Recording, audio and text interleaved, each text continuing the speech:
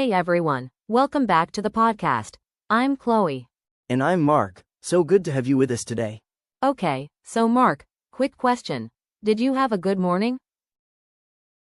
Well, it was a bit of a disaster, actually.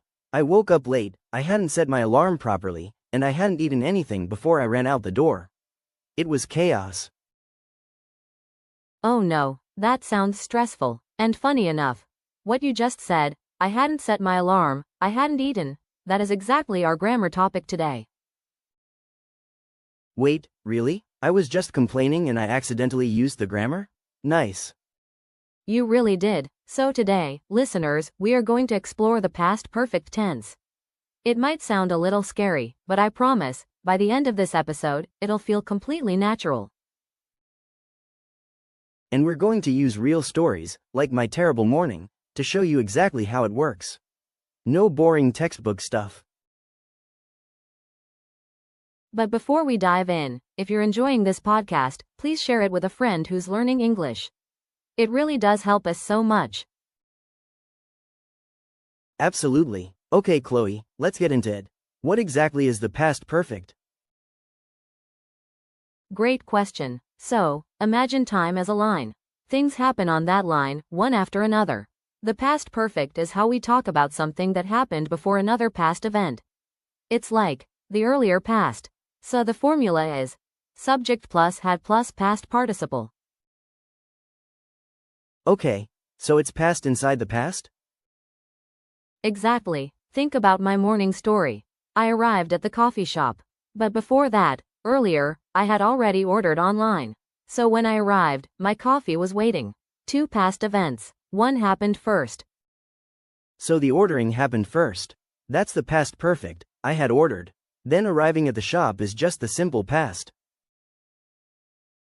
Yes, perfect. So the structure is subject plus had plus the past participle. For example, she had left before I arrived. She left first, then I arrived. And just to confirm, had doesn't change, right? It's always had, for I, you, he, she, we, they. Exactly. Unlike the present perfect where you have and has, with past perfect it's always just had. That makes it really simple. So, back to my morning disaster. I hadn't set my alarm. That's the past perfect because it happened before I woke up late. Got it. Spot on. And we often use it with time words like before, after, when, already, by the time.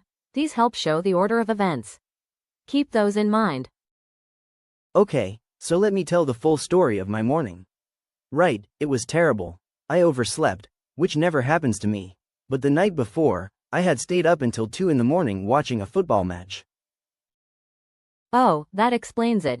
So, I had stayed up late. That's the past perfect, the earlier event. Then oversleeping is the result in the simple past. Exactly, and when I woke up, my phone was dead. I hadn't charged it before I went to sleep. So I had no alarm, no time, nothing.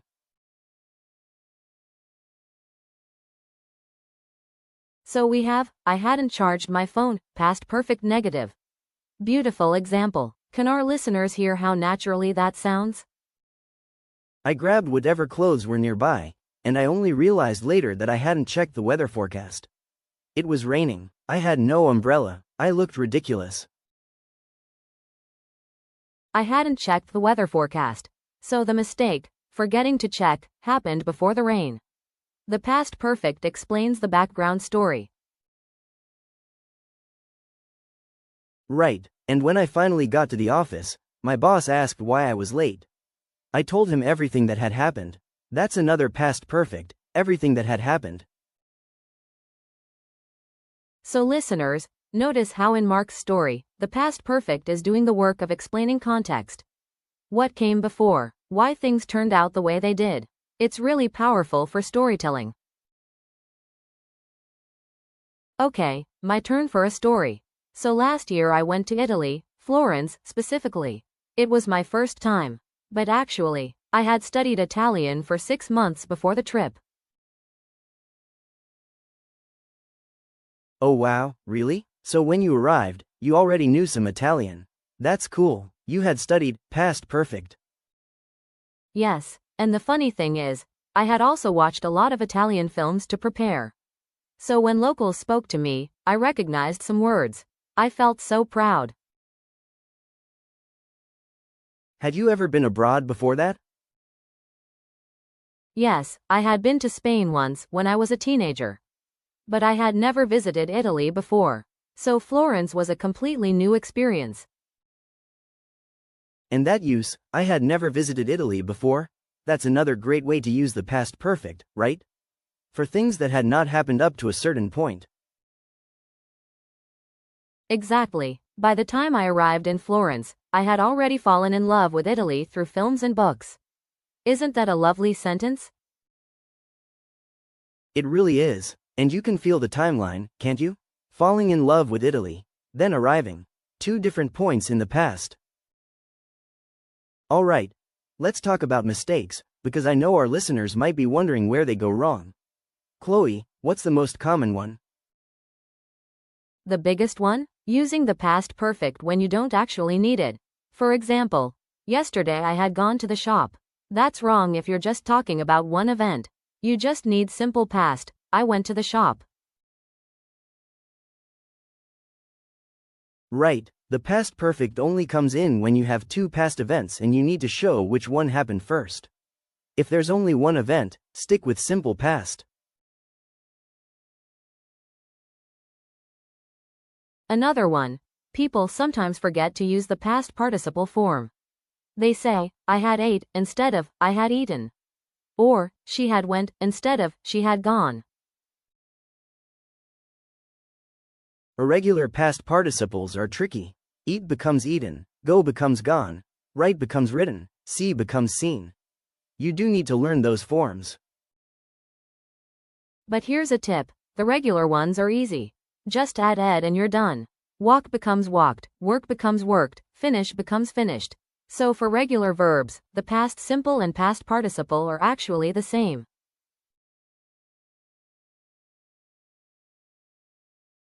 Okay, let's do a quick review together. Chloe, what is the past perfect and when do we use it? Perfect. The past perfect talks about an action that happened before another action in the past. Structure. Subject plus had plus past participle. Always had, no exceptions.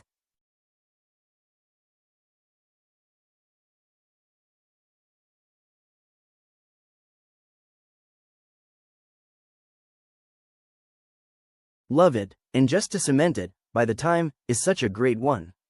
By the time I woke up, my flatmate had already made breakfast. 2 events, clear order, past perfect for the earlier one. And, already, shows that something finished sooner than expected. She had already submitted her homework. Maybe you expected her to be rushing, but no, she was done. Never is brilliant for experiences too. I had never seen snow before I moved to Canada. That's the past perfect telling us the background context before the big moment.